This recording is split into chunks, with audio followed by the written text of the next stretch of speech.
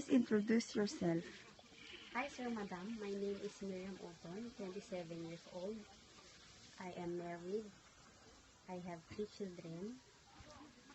My eldest is 7 years old, is a boy. And the second is boy and 5 years old. And the third is girl and 2 years old. My husband work is a driver, How old? 28 years old. Do you have brothers and sisters? I have one brother and also one sister, and I'm the second in the family. Are you afraid of pets like dog or cats? No, I'm not afraid. Sir, madam, I'm not afraid.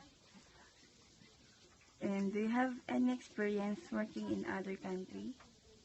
Sir, madam, I have already experienced working abroad in Taiwan to take care old man, 80 years old.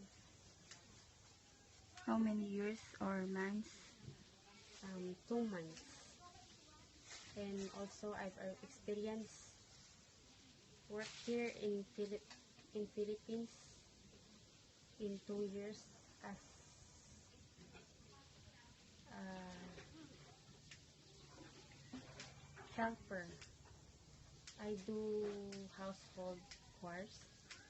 Do you know how to take care children and newborn baby? Yes, I know how to take care children and newborn babies. Do you know how to cook Chinese food? Sir, madam, I don't know how to cook Chinese food, but I'm willing to learn. If you come to Hong Kong, who will take care of your children? If I go to Hong Kong, my husband and my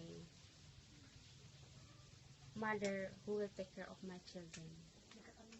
Would you mind if your holiday will fixed by your employer?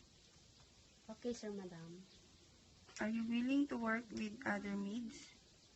Yes, madam, I'm willing to work with other maids.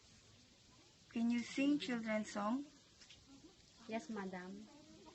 Like, I love you, I love